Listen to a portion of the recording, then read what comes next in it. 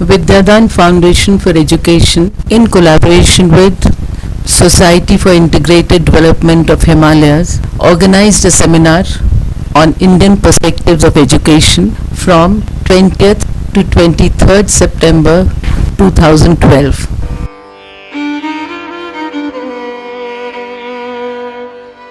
मित्रों नमस्कार, सबको प्रणाम। धीरे धीरे आवाज पहुंच जाएगी इसलिए हम कॉन्फ्रेंस में बोलने के आदी नहीं है। मेरा नाम वेंकटेश है। मैं संस्थान में बोधशाला नाम का स्कूल है, उसको 4 साल मैंने चलाया। पवन जी और सिद्ध संस्थान में जिस विचारधारा के आधार पर जो काम 20-25 साल से हो रहा है उससे मैं वाकिफ हूँ।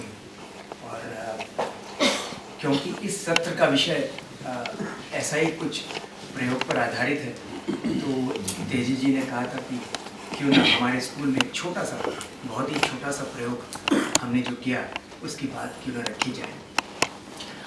और भी अन्य बातें हैं, बहुत बड़े बड़े मुद्दे हैं जो इस कॉन्फ्रेंस में उठाई गई हैं। और मैं चाहता हूँ कि मैं छोटी सी बात ये, क्योंकि नई तालीम की हो रही है, ये हमारे स्कूल की जो हमारा अनुभव था, यहाँ अनुभव में वो एक्सपीरियंस के अर्थ रख रहा हूँ। उसके पश्चात पवन जी जो बाकी जो मुद्दे हैं और सिद्ध संस्था की यात्रा में उसको कैसे उन्होंने देखा, वो ये बात रखें। तेजी जी, आपकी अनुमति हो तो प्लीज़ ऐसा समय का सदुपयोग करें। हम दिल्ली से 4 साल पहले देहरादून आए और वहाँ से पवन जी से मिलने आए, क्योंकि हम ये जो आधुनिकता जिसकी बात 2-3 दिन से चर्चा हो रही है, उसकी समस्याओं से ग्रसित एक विचारधारा बनने लगी कि इसका कोई विकल्प देखना पड़ेगा, ढूंढना पड़ेगा। तो हम नौकरी छोड़कर सोचे कि एक ज़मीन ले लेंगे, वहाँ ज़मीन से जुड़कर कुछ काम करेंगे, कुछ सीखेंगे, समझेंगे। कहीं ना कहीं ये असुरक्षा वाली बात बहुत गहरी मन में थी ही कि इसको समझना है। और ये भी एक भाग हुआ कि हम लोग सब माइग्रेंट्स हैं, तो लगा कि ये ज़मीन से जुड़ाव जो नहीं है, शायद इस अभाव के कारण भी इसका समाधान हमको नहीं मिल पा रहा। तो ये बातचीत में करने आया पवन जी से, जो हमारे पुराने मित्र हैं। और तब इन्होंने बोधशाला स्कूल, जिससे मैं परिचित हूँ, कहा कि ये एक जगह है, ये भी एक माध्यम है, क्यों ना कुछ शोध यहीं पर किया जाए। तो हमने वो ज़मीन लेने वाला जो योजना थी उसको 2 साल के लिए टाल दिया और सोचा कि यहीं पर बैठकर कुछ किया जाए। वो 2 साल का 3 हो गया, फिर 4 साल हम उस स्कूल में ही रहे हैं, बहुत कम बाहर में। जब बोधशाला स्कूल पहुंचे तो आधुनिकता और इस प्रचलित शिक्षण व्यवस्था जो आधुनिकता का ही भाग है, उसका क्या असर है, उसका क्या इफेक्ट है एक गढ़वाल के किसान पर, उसके परिवार पर, उस ग्राम व्यवस्था पर और उन गांव के बच्चों पर जो हमारे स्कूल में आते हैं, इस पर कुछ पवन जी और हम और अनुराधा जी ने बातचीत भी की। उसमें 3 मुख्य बिंदु निकल कर आए।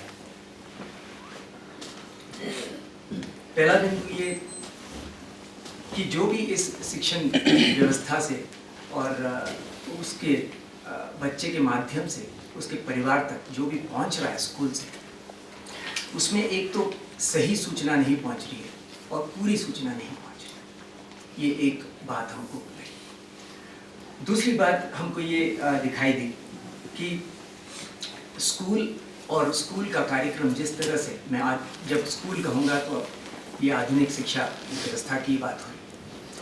स्कूल एक गांव के बच्चे को उसके परिवार से काट देता है, उसके ग्राम व्यवस्था से काट देता है, उसके पारंपरिक सोच विचारने का तरीका को भी हिला देता है। और जो पारंपरिक व्यवसाय के उसके पास विकल्प होते हैं और जिसका हुनर उसमें कुछ न कुछ होता ही है, उसको भी काट देता है। और ये सब जो वस्तु आधारित चीज़ें उसके पास हैं या थी, उसको काटने के बाद ये पैसा के रूप में जो धन है, वो वस्तु धन को हटाने के बाद एक पैसा धन का एक दबाव भी एक गांव के परिवार में बहुत ही बड़ा दबाव डाला जाता है। ये एक दूसरा बिंदु होगा। तीसरा बिंदु जो है और आखिरी जो हमने देखा पाया कि एक मानसिक स्तर पर भी बहुत गहरा असर हमारे गढ़वाल के किसान पर हो रहा है। देश भर में यही हो रहा होगा, लेकिन मैं अपनी बात वहाँ की रख रहा हूँ। मानसिक स्तर पर ऐसा कि अपने आप को बहुत एक अपना जो है वो बेकार है। मैं जो हूँ, जहाँ से आया हूँ, वो तो कुछ भी नहीं है। क्या सही है इस पर भी कोई स्पष्टता नहीं है। छोड़ना तो है गांव को, लेकिन जाना कहाँ है वो भी ठीक से पता नहीं है। तो एक अपना जो भी है और अपनी पूरे आत्मविश्वास को जहाँ पर आदमी खड़ा है उसके नीचे से जैसे ज़मीन को हिला दिया हो, ऐसा एक असर हमने पाया। ऐसे किसान परिवार अभी भी हैं हमारे यहाँ। समृद्धि की झलक हमने देखा है हमारी ग्राम व्यवस्था में। अभी भी ऐसे परिवार है जहाँ कोई भूखा नहीं है, खाना पीना सारी व्यवस्था है, लेकिन मानसिक स्तर पर ये जो तीसरा बिंदु है उसको हम कैसे क्या करें, इन तीनों पर हमने सोचा कि सोचने विचारने का मुद्दा है। अब कह तो दिया, लेकिन शुरू कैसे करें। एक सिद्ध संस्थान में ही मेरे इस कार्यक्रम के शुरू होने के 1-1.5 साल पहले की बात है। एक कॉन्फ्रेंस का आयोजन किया था पवन जी ने, आधुनिकता, विकास और शिक्षा। और हम गए थे वही बात, और हम दिल्ली से आए थे उस कॉन्फ्रेंस में को सुनने के लिए। और सौभाग्य से हमने वहाँ पहली बार श्रद्धेय रिम्पोचे जी की बात वहाँ सुनी, और हम बहुत प्रभावित हुए।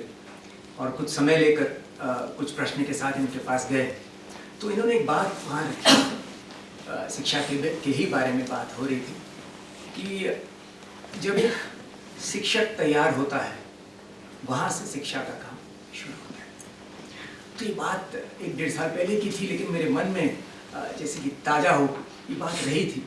तो बोधशाला के टीचर्स, जो बहुत पुराने टीचर्स वहाँ के रहे हैं, और पवन जी और अनुराधा जी के मार्गदर्शन में कई एक दर्शन का भी और एक शोध करने का, एक एक्सप्लोर करने का, एक जिज्ञासा पर आधारित एक ऐसा इन्होंने तैयार किया ही था।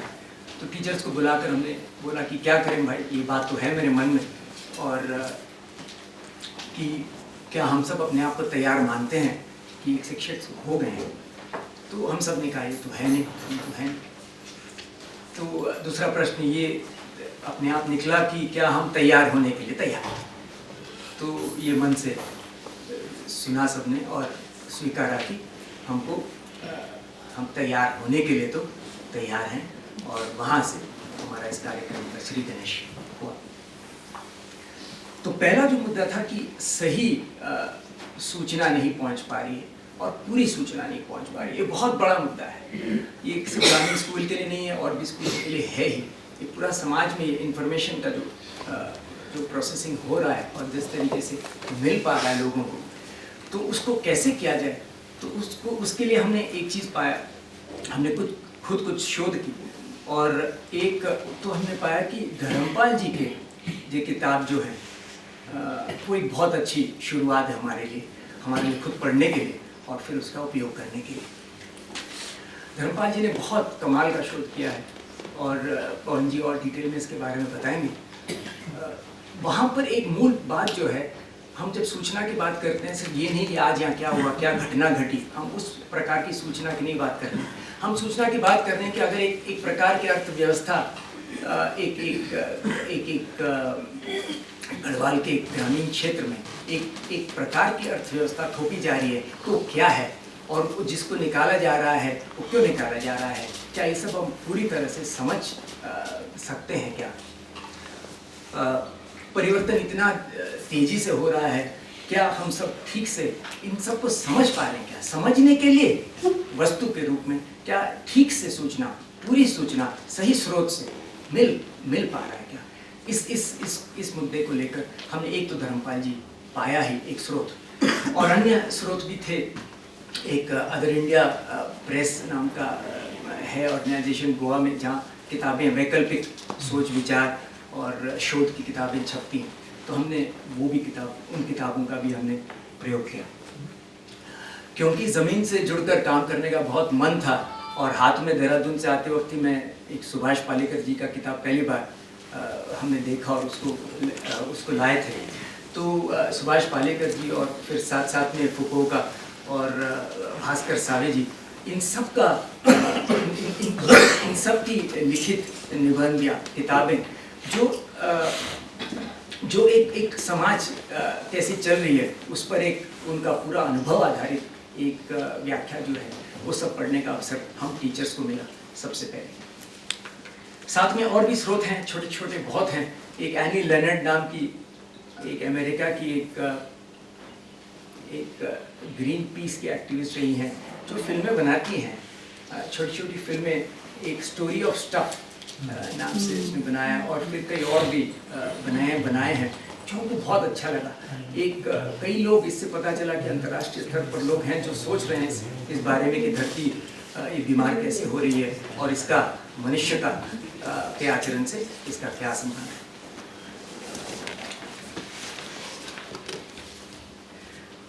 अब इन बातों को ये बातें किताबें ये सारा जो ये सब बच्चों के लिए तो है नहीं डायरेक्टली, लेकिन ये हमारे लिए एक काम हो गया कि हम इसको पढ़ें समझें। और क्योंकि स्कूल आखिर एक सीखने समझने का स्थान है टीचर्स के लिए और उस आधार पर बच्चों के लिए। तो एक बात जो निकल कर आई ये सब पढ़ते पढ़ते, और इस बात को कैसे हम रखें स्कूल में, एक बात जो अपने आप में निकल के आई कि क्योंकि ये बात रखने वाले बहुत गंभीरता से सोचने वाले थे, देखने वाले व्यक्ति थे, तो उन बातों को जब हम स्कूल के लेवल पर रखने लगे तो अपने आप एक चीज़ हो गया कि विषयों का भूत थोड़ा टूटने लगा। इस पर पहले भी बहुत काम सिद्ध के अन्य स्कूल में वर्कशॉप में हुआ ही है, लेकिन मेरे सामने पहली बार मैंने अनुभव किया कि एक पूरी बात को हम रखें तो उसमें वो बात की छोटी छोटी भाग आधारित जो एक शिक्षण व्यवस्था हो गई है सब्जेक्ट्स को लेकर, वो अपने आप थोड़ा टूटने लगा। और और बिल्कुल हमें मुश्किल नहीं हुई, उल्टा हमको आसान लगा कि एक बात बच्चे के सामने रखना ज़्यादा आसान है, बल्कि उसको तोड़ कर एक भाग हम रखें और फिर जोड़ने का अलग अलग तरीके से प्रयास करें। इस पर भी ये भी कहना मैं बहुत जल्दी कह रहा हूँ, अगर मेरे टीचर्स यहाँ होते तो कहते कितना मुश्किल था काम, क्योंकि ये एक अपना भी विकास इससे लगातार जुड़ा ही रहता है। हम भी पूरी चीज़ को समझ नहीं पा रहे हैं और फिर उसको देखना और जितना समझ में आया उसको आगे ले जाना। कुछ दिक्कतें भी आई बीच बीच में टीचर्स को, तो चैलेंजेस तो थे ही। जैसे हमारे यहाँ एक मुद्दा जो निकल कर आया है तो हमारे लिए बहुत करीब है।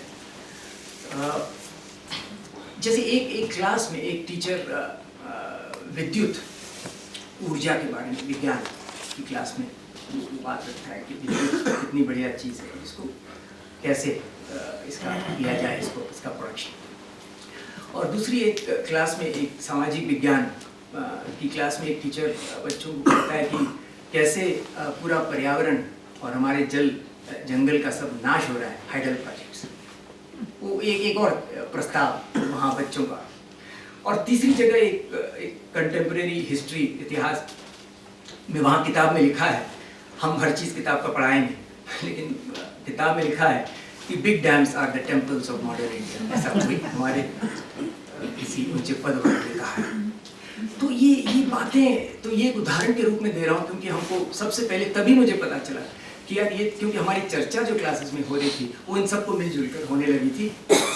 इस कारण ये बात रखने वाली बात कि पूरी सूचना, तो उसमें फिर टीचर्स के ऊपर भी बहुत बड़ा एक जिम्मेदारी हो गई कि अब साइंस टीचर को भी ये बात भी देखनी पड़ेगी और इस टीचर को भी थोड़ा पढ़ना पड़ेगा, आपस में बातचीत होनी पड़ेगी। तो ये करते करते ऐसा हम आगे बढ़े और बच्चों को पूरी स्वतंत्रता थी ही, क्योंकि वैसी कोई औपचारिकता था ही नहीं कि वो प्रश्न न पूछें। तो वो प्रश्न पूछने लगे, यहाँ तक कि हमारे साइंस टीचर जो थे, नए थे, वो थोड़े दुखी भी हो गए, क्योंकि वो गए थे विद्युत पढ़ाने के लिए और बच्चे पूछने लगे कि हमारा गांव क्यों डूब रहा है। तो बोले कि हम क्या बताएं, हम तो फिजिक्स के टीचर हैं। लेकिन हमारे मीटिंग में क्योंकि ये बात हो गई थी तो he was prepared for it. लेकिन मुश्किल तो हुआ, क्योंकि वो उन्होंने सोचा कि उन्होंने ऐसा कहा मीटिंग में, इसलिए मुझे याद है। उन्होंने कहा कि मैं जब क्लास में गया, मैंने सोचा कि ये पूरा जो विद्युत का चैप्टर है वो उसका एक जादू की तरह मैं मतलब खोलूँगा उसको क्लास में, और एक परमाणु अंश जब गतिशील होता है तो क्या ऊर्जा प्राप्त होती है हमें, चमत्कार जैसे दिखाऊंगा। लेकिन वो हो नहीं पाया। हमको भी ठीक ही लगा, साइंस चमत्कार न हो तो ठीक ही है। तो ऐसा एक प्रयास ये आगे बढ़ता गया। और ये जो बात, क्योंकि डैम्स की बात आ गई है, मैं बता दूं ये हमारे लिए बहुत करीब बात है। हमारे जिले में टेहरी गढ़वाल में ही वो टेहरी डैम है, इसके बारे में आपने सुना ही होगा। हमारे स्कूल में आते जो बच्चे हैं उन सब के परिवार के कोई ना कोई रिश्तेदार उस टेहरी वाले गांव में है ही, वो जानते हैं कोई ना कोई। हमारे एक टीचर हैं जो डिस्प्लेस्ड हैं, जिनको वहाँ से निकाल दिया और ज़मीन दे दिया गया। हमारी संस्था में 2 या 3 लोग और भी हैं उस टीचर के अलावा, कार्यकर्ता, जो वहाँ से पहले ही डिस्प्लेस हो चुके हैं। और जब बांध बना है तो उसने किस तरीके से वहाँ पानी रोक कर एक झील बन गया है, ये आप उसको कल्पना नहीं कर सकते। और आदमी वहाँ जाकर ये सब जानकर अगर वो जाकर देखे तो आपके आंखों में आंसू आ जाए। जहाँ टेहरी है वहाँ से पीछे 40 किलोमीटर पीछे उत्तरकाशी जिला तक ये पानी भर गया।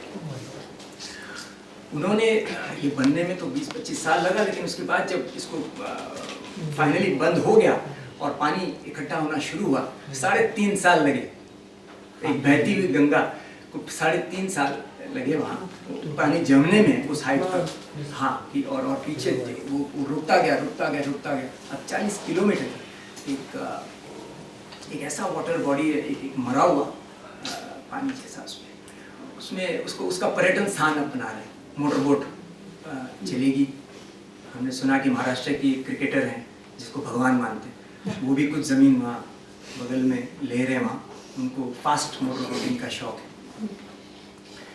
अगर हम मिलेंगे तो उनको ज़रूर बताएंगे इस बार कि उसके नीचे क्या है। सैकड़ों गांव जो डूब गए, और गांव के साथ लोगों के सपने भी डूब गए। तो ये सब हमारे बच्चों के लिए बहुत बहुत रियल चीज़ है। तो ये जोड़ने से हमको हम लोगों का भी, जो कुछ लोग बाहर से आए थे गढ़वाल में, हम लोगों के लिए भी ये एक अपनी समझ बढ़ाने में बहुत ये वाला कार्यक्रम योगदान है।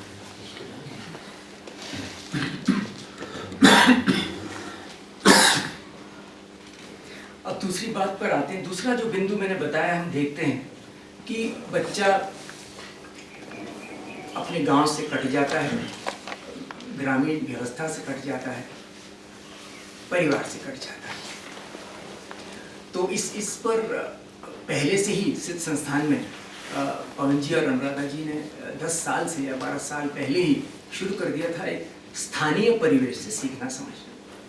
तो अब इस नया यानी कि सिर्फ इस छोटे 4 साल के जो मैं प्रयोग का बता रहा हूँ, तो उसमें ये तो बहुत एक सहज रूप में, एक प्राकृतिक रूप में ये इसको और मजबूत करने के लिए हमको प्रेरणा मिली। तो इससे हमने पाया कि धीरे धीरे हमारा सारा जो काम है, लगभग सारा काम, वो अवलोकन आधारित बनने लगा। और ये बनना चाहिए कि नहीं, अगर कोई पूछे तो हम हमेशा हाँ ही बोलते थे। लेकिन एक प्रैक्टिकल रूप में हमने देखा कि क्योंकि ये स्थानीय परिवेश के आधार पर सीखना समझना ये कार्यक्रम 10 साल से चल ही रहा था। हमारे टीचर्स भी learning from the local environment, तो ये learning from the local environment में आपका स्थानीय परिवेश का माध्यम है। आपको और कोई चीज़ की, बहुत दूर की चीज़ की आवश्यकता नहीं है, किसी यंत्र की आवश्यकता नहीं है, और किताब एक सहयोगी माध्यम हो सकता है। तो इसको लेकर मजबूती से जब हम इसको और मजबूत करने का प्रयास किए, और प्रयास ज़्यादा करना भी नहीं पड़ा।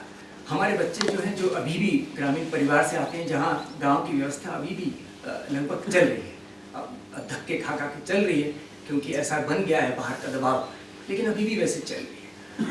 वो अगर मैं कहूँ कि किसान परिवार से हैं तो मतलब अभी हो रहा है उनका, और उनका कृषि उत्पादन लगभग कम हो गया होगा क्योंकि बड़े लड़के तो चले गए सब माइग्रेशन में, लेकिन अभी भी 7, 8, 9 महीने, 10 महीने और ऐसे किसान अभी भी हैं जो अपना पूरे साल भर की आवश्यकता से अधिक अभी भी उत्पादन करते हैं। तो और पशुपालन तो होता ही है। तो ये सब क्योंकि वैसे जुड़ा है, ग्रामीण व्यवस्था चलता है तो ये सब जुड़ा ही है। तो ये जो जुड़ी हुई चीज़ बच्चे जब उसमें जी रहे हैं, तो हमने स्कूल में लाकर कुछ नया चीज़ नहीं किया, हमने सिर्फ नहीं काटा, बस नहीं किया। तो फुको का डू नथिंग कहते हैं एग्रीकल्चर के मामले में, तो वैसा ही हमने ज़्यादा हम डू लेस किया, हमने काटने का काम कम कर दिया। तो अपने आप ये अवलोकन आधारित ये क्रियान्वयन एक शुरू हो गया, हमने ऐसा पाया। और अवलोकन के साथ साथ जो कक्षा कार्य और गृह कार्य और दिए जाते हैं स्कूल में, वो अपने आप सर्वेक्षण आधारित हो गए, शोध आधारित हो गए, पूछ कर आओ, देख कर आओ। ये ज़्यादा जो पहले से शुरू हो ही गया था, लेकिन ये जो पूरी सूचना और सही सूचना वाला जो हमने शुरू किया, उसके साथ ये इसका तालमेल अच्छे से बैठ गया। अब इस बीच क्योंकि एक कहानी रूप में बता रहा हूँ, लेकिन और चीज़ भी साथ में हो रही थी। ये जो कृषि को कैसे एक शिक्षा व्यवस्था से जोड़ा जाए, हम कैसे इसको देखें कि हम अपने जीने में ही इसको एक स्कूल व्यवस्था में ला सकते हैं क्या, ये प्रश्न मेरे मन में रहा है। और थोड़ा सा हमारे स्कूल एक पहाड़ के एकदम ऊपर धार में है, 3 तरफ जंगल है, एक तरफ 1 किलोमीटर दूर एक छोटा कस्बा है केम्प्टी नाम का। बहुत सुंदर जगह है, प्रकृति की समृद्धि क्या है या क्या हो सकती है, वहाँ उसका झलक मिलता है। तो आसपास छोटे से हमारे खेत हमने काट कर कुछ बनाए, और कुछ बने हुए थे, बंजर थे, उसको लेकर हमने छोटा सा एक काम शुरू किया। साथ ही में पवन जी ने अब हाल ही में 5 साल पहले नीचे एक और नीचे यानी हमसे थोड़ा नीचे 1 किलोमीटर नीचे एक और 2 एकड़ का कैंपस बनाया है, ऐसी कॉन्फ्रेंसेस और सेमिनार्स और उसके लिए जहाँ डॉर्मेट्री भी है, जहाँ बच्चे आते हैं और स्कूलों से ठहरते हैं, वहाँ थोड़ा ज़्यादा कृषि के लिए हमारे पास चला है।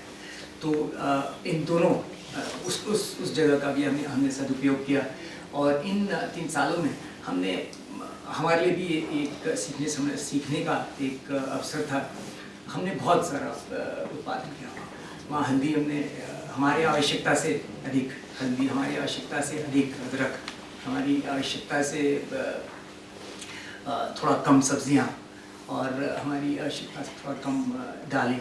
लेकिन सिर्फ ये उगाने की बात नहीं है, क्योंकि ये शिक्षण कार्यक्रम से कैसे जोड़ा जाए, इसको देखते देखते अपने आप में ये जो कृषि खेती से लेकर भोजन कक्ष में खाने तक, और उसके बाद धीरे धीरे चिकित्सा का भी जो चर्चा होती है और जो पढ़ाई में होती है, हमारा पूरा साइंस में हमारा सिस्टम वगैरह, ये सब अपने आप में एक बहुत सुंदर तरीके से ये सब जुड़ गया।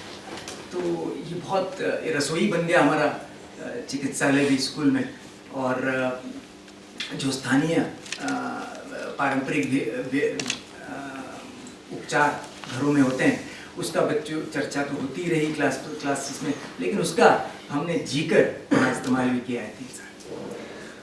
हमारे चिकित्सालय के बाहर वहाँ गौमूत्र हमेशा उपलब्ध रहा, और उसका भी सदुपयोग हमने किया है। तो ये ऐसी इसी के साथ साथ जब कृषि का उत्पादन हुआ, तो उसका एक और चीज़ जो ज़रूरत से ज़्यादा हो रहा है, तो उसकी थोड़ी पैकिंग करके हम हमारे दोस्तों के लिए रखने का काम शुरू किया। तो जब ये पहले 3 महीने में जब हुआ और बाकी काम भी शुरू हुई थी, तो पवन जी का बहुत मन पहले से था कि इसको हम बुनियादी शिक्षा की ओर क्या ले जा सकते हैं क्या। उसके बारे में हमने इतना थियरी जो आपने बहुत बढ़िया यहाँ प्रेजेंटेशन की, वो सब हमने पढ़ा नहीं था, लेकिन कहीं ना कहीं हमने व्यक्तिगत मैंने सिर्फ गांधी जी का हिंद स्वराज तब तक पढ़ा था और एक दो लेख और पढ़े थे इनके कहने पर, लेकिन हमको लगा कि ये जोड़ने वाली बात तो हमको अपील करती है, ये तो इसमें कोई किसी को परेशानी नहीं है, ये तो अच्छी बात है। तो धीरे धीरे क्या हुआ कि ये जो उत्पादन कार्य के एक पूरा कार्यक्रम ही शुरू हो गया, उत्पादन आधारित शिक्षण कार्यक्रम, ऐसा हमने नाम दिया प्रोडक्शन इंटीग्रेटेड बेसिक एजुकेशन। लेकिन एक खोज के अर्थ में मैं कह रहा हूँ, ऐसा कोई नई तालीम को लेकर एक पिक्चर हो और ऐसा कोई पद्धति को हमने इम्प्लीमेंट किया, ऐसा नहीं हो। लेकिन धीरे धीरे सीखते सीखते एग्रीकल्चरल प्रोडक्ट्स, एक हिमालय हाट का नाम से पहले से ही स्थापना किया था पवन जी ने, जहाँ पर उत्पादन कार्य हो रहा था। लेकिन हमने सिर्फ शिक्षा में और स्कूल में, कैसे स्कूल व्यवस्था में हो सकता है, उसका हमने एक एक्सपेरिमेंट किया है वहाँ। तो वहाँ उस हिमालय हाट के 3 भाग थे। एक में हमने आयुर्वेद की दवाइयाँ, क्योंकि हम जहाँ हैं हिमालय की जड़ी बूटी तो बहुत मानी जाती है, तो हाँ हमने कुछ लोगों को बुलाया जो पहचान करवाया उन्होंने, तो वो लेकर जो वहाँ स्थानीय उपलब्ध हो सके हमने लेकर बनाया। जैसे त्रिफला एक चीज़ है जिसमें हरड़, बहेड़ा और आंवला, वो तीनों बहुत सबसे उच्चतम क्वालिटी कहते हैं कि हिमालय के वहाँ पर्वतों में उपलब्ध है, वो हमारे आसपास मिलता ही है। एक चुल्लू है जो खुरमानी को बोलते हैं, तो उसके बीज का तेल, एप्रिकॉट ऑयल, वो निकलता है, वो भी उपयोगी चीज़ है। तो इस हिमालय हाट में एक तरफ ये आयुर्वेद की दवाइयाँ जो अंदर खाने वाली, दूसरी जो त्वचा के लिए जैसे ये तेल वगैरह, और उसके साथ हमने एक क्रीम भी, उसी तेल के साथ एक क्रीम बनाया मधुमक्खी मोम का प्रयोग करते। और तीसरा एक भाग एक खाने पीने का सामान, जो मसाले वगैरह जो तैयार किए, उसके साथ और भी चीज़ हमने जोड़ी। बहुत सारी चीज़ लिस्ट लंबी है। तो बीच में बच्चे थक गए कि सभी क्यों बोलते हैं कि चिप्स मत खाओ, तो हमने बोला चिप्स स्कूल में बना लेते। स्कूल में हमने चिप्स बनाए। स्कूल में हमने रागी को हम लोग मंडवा कहते हैं, और क्योंकि लोकल ग्रेन्स को उगाने की बात बहुत स्कूल में चर्चा हुई, तो उसको लेकर उसका बिस्किट हमने बनाया, बहुत स्वादिष्ट। एक लकड़ी का ओवन पवन जी ने बनवा कर दिया, तो उसमें हमने बिस्किट बनाया। ऐसे अन्य प्रयोग के रूप में बहुत चीज़ चलते रहे। तो ये सब करते हुए एक ही बात जो आए निकल के अपने आप फिर से जो आए, जो मैं शेयर करना चाहता हूँ। इन सब बातों को एक आजकल प्रोजेक्ट कहते हैं, लेकिन हमने प्रोजेक्ट नाम ज़्यादा यूज़ नहीं किया, लेकिन ऐसा ही हमने किया। जैसे उत्पादन कार्य करते करते शिक्षण कार्य, शिक्षा के जो सब्जेक्ट्स हैं, विषय, उसको भी जोड़ने का प्रयास। कुछ लेसन प्लान्स भी हमारे बने हैं। बहुत सफल नहीं हुआ वो, क्योंकि समय भी कमी था 3 साल, लेकिन मुझे यकीन है कि संभावना तो दिख रही कि हो सकता है। इसके साथ साथ एक और चीज़ जो हुआ, मैंने पाया कि जब भी ये चर्चा मैं कर रहा हूँ बच्चों के साथ कोई प्रोजेक्ट्स को लेकर या उत्पादन कार्य के साथ शिक्षा लेकर जोड़कर उनकी घर की समस्याएं, समाज की समस्याएं, समाधान के क्या विकल्प हैं, एक चीज़ निकल कर आया है कि जहाँ भी कमी है उसको सुधारने की बात अपने आप निकल गई। कहीं कोई चीज़ कमी है तो इसको फेंक दे, ये बात आई नहीं। ये बात अचानक एक दिन ऐसा ही मेरे मन में एक भास हुआ है कि यार ये तो अच्छी बात है। कोई यहाँ नहीं कह रहा, हम जब बात कर रहे हैं एक ग्रामीण व्यवस्था में बहुत समस्याएं हैं, जब हम बात कर रहे हैं, लेकिन क्योंकि इस दृष्टिकोण से यहाँ जो चल रहा था कार्यक्रम, तो इसमें कहीं भी किसी चीज़ को ये ठीक नहीं है, उसका एक भाग ठीक नहीं है, तो उसको फेंकने की बात नहीं है। इसको कैसे ठीक किया जाए? तो मैंने सोचा सिर्फ मुझे ही ये भास हो रहा है कि और भी टीचर्स को हो रहा है, और मुझे आत्मविश्वास भी नहीं हो रहा था ज़्यादा। तो मैं और टीचर से बात की और उनके क्लासेस में भी गया और देखा कि कई विषयों में, कई जगह, ज़्यादा हर जगह यही पाया कि ये एक अपने आप एक एटीट्यूड निकल के आया कि इसको रिजेक्ट वाला एटीट्यूड नहीं आया, ये अपने आप में। तो देखा तो क्या, फिर याद आया कुछ पढ़ा हुआ चीज़ें जो गांधी जी ने लिखा है, तो क्या स्वदेशी के साथ ही मिलजुलता है। तो फिर किताब लेकर खोलकर जब पढ़ा, किताब भी नहीं लेना पड़ा। मुझे याद है कि पवन जी ने एक बहुत ही सुंदर एग्जीबिशन के लिए, गांधी जी पर एग्जीबिशन हाइडेलबर्ग यूनिवर्सिटी जर्मनी में किए थे। तो उसमें जो एग्जीबिशन में जो वहाँ तैयार किया गया मटेरियल, वो हमारे नीचे वाले कैंपस के दीवार में लगी हुई। तो मुझे याद है कि मैं जब वहाँ गया तो एक स्वदेशी वाला वहाँ एक बोर्ड पर देखा, तो स्वदेशी सिर्फ विदेशी चीज़ों को जलाना और अपना, ये बहुत एक सीमित रूप तक इसका जो हुआ है इम्प्रेशन। और स्वदेशी, एक राजनीतिक स्वदेशी क्या है, एक सामाजिक स्वदेशी क्या है, एक आर्थिक स्वदेशी क्या है, तो उस पोस्टर में जब मैंने देखा सच में मुझे बहुत ही अच्छा लगा। राजीव जी ने उस दिन बताया कि एक तानपुरा और दूसरा के बीच क्या होता है, तो मैंने भी बहुत आनंद अनुभव किया। इस के साथ हमने 4 और हिमालय हाट के साथ जोड़ दिए फिर, और एक टेलरिंग हमने डिपार्टमेंट शुरू की, जहाँ पर बच्चे सीखते तो थे ही, लेकिन स्कूल की सारी चीज़, हर आवश्यकता वहाँ से पूरी होती थी। और हमने एक मेंटेनेंस, यानी कि कारपेंट्री, इलेक्ट्रिकल और प्लम्बिंग, हमारे टीचर थे जो सेल्फ टॉट एक्सपर्ट थे इसमें, और उनका भी हमें ITI में भी उन्होंने ले लिया अपना। तो उन्होंने बहुत अच्छा एक क्लास चलाकर सारी चीज़ें स्कूल की वहीं से होती थी। मुझे याद है कि उन 3 सालों में हमने एक ही बार किसी को बाहर से एक मिस्त्री को बुलाया, क्योंकि हमारे टीचर को अकेला वो काम नहीं हो पा रहा था। बाकी सारे हमारे 8th स्टैंडर्ड के बच्चे और 7th स्टैंडर्ड टीचर्स के साथ और टीचर्स के साथ और इस गुरुजी के साथ मिलकर पूरा मेंटेनेंस 3 साल का हमने अपने आप ही किया। वहाँ का छत की लीकिंग, सब रिपेयर, सबको लेकर दीवार बनाना, हमारा गेट एक बार गिर गया पूरा, तो उसको बनाना, वो सब। स्कूल शुरू होने के 6 महीने बाद हमने साबुन बनाना शुरू किया, और बाकी 2.5 साल तक हमने बाजार से साबुन नहीं खरीदा। तो जो भी उपयोगी, ये जो उत्पादन का इसके पीछे ये लक्ष्य था कि हमारी ज़रूरत की चीज़ें क्या है, और उसको आसपास की सामग्री के साथ हम लेकर कुछ कर सकते हैं क्या, और ये हमारी आवश्यकता के लिए थी। और उससे अधिक किया तो फिर थोड़ा उसका निर्यात हमने किया, और स्कूल के लिए कुछ पैसा आया। मुझे लगता है 3 साल में ये जो सामान हमने बनाया और बेचा, उसमें कुछ 2 लाख रुपया आया भी स्कूल में, खर्चा भी हुआ है, वो मैं नहीं जानता, उसको मैं प्रॉफिट लॉस गया ही नहीं वहाँ, क्योंकि उस दृष्टि से बनाया नहीं गया था। लेकिन बट आई एम श्योर ऐसा नहीं कि लॉस तो हुआ, कुछ न कुछ पैसा तो आया ही होगा स्कूल। अब आखिरी पॉइंट जो है उस पर बहुत दिक्कत वाली बात थी। ये पहला और दूसरे जो बिंदु मैंने रखी है और उसके लिए हमने जो किया, उससे कुछ न कुछ मानसिक स्तर पर तो उसका असर रहा ही, लेकिन ये जो पैर के नीचे से ज़मीन हिलने के बाद अब क्या करें इसमें हमको पवन जी शुरू से कहते थे कि school without philosophy is not a school. तो एक दर्शन का अभाव, एक पूरा एक सोच, एक कंप्लीट एक थॉट फिलॉसफी तो हो जो हमको थोड़ा मजबूती दे। तो गांधीयन थॉट और फिलॉसफी से बहुत कुछ हमने पाया, और साथ ही पिछले 4-5 सालों से या 8 सालों से मध्यस्थ दर्शन नाम से एक दर्शन है, और उनके प्रणेता श्री नागराज जी अमरकंटक में हैं, वो हमारे स्कूल 2 बार आए हैं।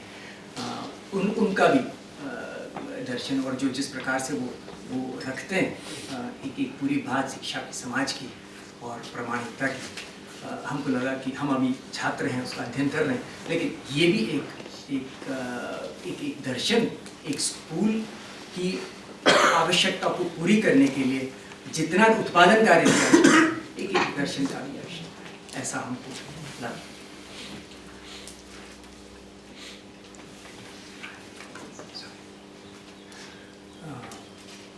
मैं 5 मिनट ज़्यादा ले चुका हूँ, माफ़ करिए।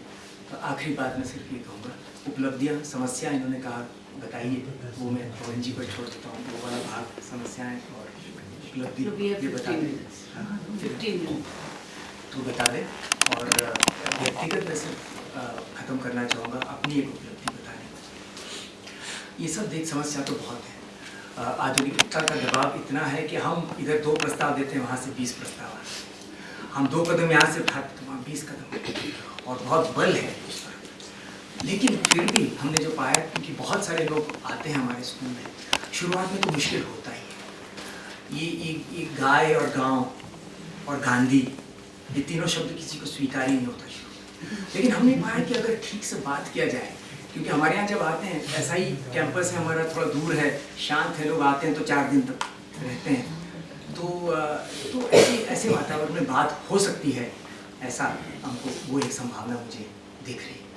और दूसरी बात ये व्यक्तिगत एक समाधान के अभाव में, और ये समस्या ही जहाँ भी जाओ समस्या ही दिखते रहे, एक विरक्ति सा अपने में भी मैं आने लगा था। लेकिन इस एक्सपेरिमेंट के पश्चात मुझे एक ग्राम व्यवस्था और एक ग्राम, एक परिवार, एक इकाई के रूप में, और उसके बाद एक व्यक्ति एक रूप में, एक ग्राम व्यवस्था परिवार के लिए, परिवार के व्यक्ति के लिए, ऐसा एक संभव है, ऐसा मुझे अब लगने लगा है। और हमारे जौनपुर के जो क्षेत्र है उसके गांव में जहां काम हो रहा है उनका मुझ पर बहुत बड़ा उपकार रहा है। और पवन जी और अनुराधा जी जिन्होंने 22 साल से इस संस्थान की स्थापना करके बहुत तन मन लगा कर काम किया है, इनका भी मुझ पर बहुत उपकार है। मैं बहुत कृतज्ञ हूँ और आप सबका भी आभार।